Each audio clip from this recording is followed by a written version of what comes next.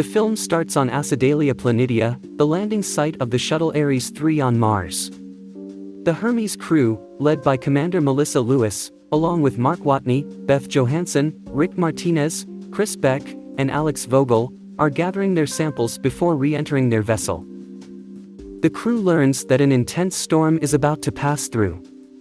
Choosing to go on with their mission, Watney opts to wait it out. The crew heads out in their suits as heavy winds and sand gusts hit them. A piece of debris breaks off and strikes Watney, knocking him out of sight from the crew.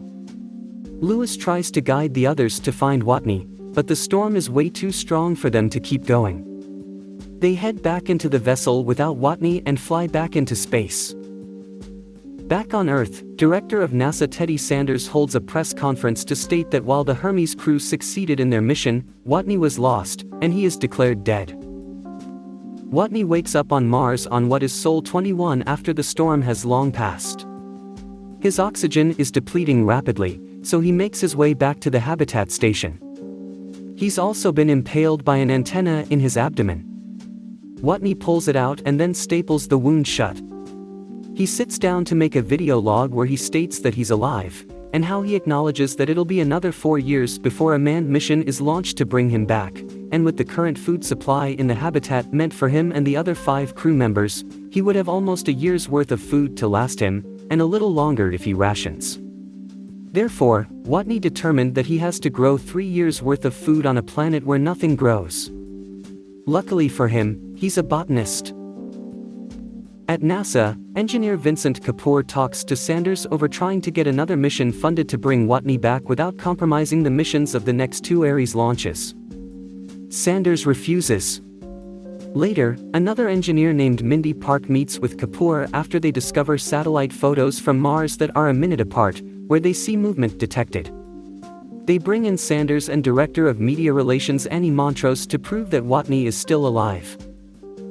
A few sols later, Watney has managed to grow potato crops using waste from the crew as fertilizer, while also burning hydrazine to make water. As he continues to work on his food supply, he keeps going with the video logs and decides to use a rover to make it to the Schiaparelli crater that will be the landing site for Ares 4 in 4 years. Since the rover can only take him so far, he gets by using solar cells and an extra battery. Watney tests the rover to find the Pathfinder probe to get in touch with NASA. Using a code, he is able to send a message to NASA confirming that he is alive. Kapoor and his colleagues receive the message and manage to get in touch with Watney through computer messages.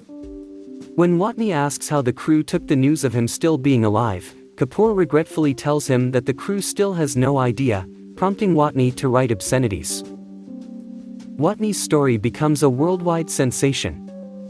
His communications with NASA are logged, and he even has a photo taken for publishing, which Montrose doesn't like because she can't see his face. The Hermes crew has been spending the last few months enjoying the ride back to Earth while also keeping in touch with their loved ones. The flight director of Ares 3, Mitch Henderson, contacts the crew and informs them that Watney is alive, and that they've kept it from them for the last 2 months so as to not distract them from their mission. The news only makes them angry and guilt-ridden, but Henderson tells them that Watney has stressed repeatedly that it wasn't their fault and they had reason to suspect that he was dead. The folks at NASA determine that they can reach Watney by Sol 868, and with the amount of food he's grown, it can last him way past that. Things go south for Watney when he enters the habitat, and the airlock decompresses, blowing out a good portion of his crops and causing his helmet to crack. He gets a bunch of duct tape to seal the crack. With less food, he figures he only has enough food to last him past 300 sols, and possibly longer if he rations, but it would mean starving himself. NASA quickly launches a probe to resupply Watney. Moments after launching, it explodes. 2 directors from the Chinese National Space Administration, Zhu Tao and Guo Ming, witness the explosion and plan to help NASA by sending a probe themselves with Watney during the Ares 4 launch. We meet astrodynamicist Rich Purnell. While a bit absent-minded, he devises a plan that would get the Hermes crew to turn around and go on an extended space trip to get Watney back while also being able to intercept the Chinese probe and get the supplies for Watney. 7 months pass on Mars. Watney has lost a lot of weight, has grown a lot of facial hair, and his teeth are rotting. He started losing hope in his survival and rescue. He sends a video log to anyone who can let his parents know of his fate. Still, he continues to work on the rover to take him to the crater where he locates the Mars ascent vehicle. After the Hermes crew has orbited around Earth and collected the supplies, they are ready to get Watney back. NASA and the rest of the world watch with anticipation. Watney launches the MAV into orbit, but he comes up too low to reach the shuttle. The crew uses an explosive to slow the shuttle down without wasting fuel so they can still get Watney. Lewis uses a tether to get close enough to reach Watney, but she can't.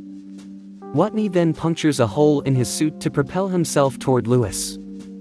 He misses her but grabs the tether, which he uses to pull himself and Lewis back toward the shuttle. Lewis announces to NASA that they got Watney, and everyone all over the world cheers.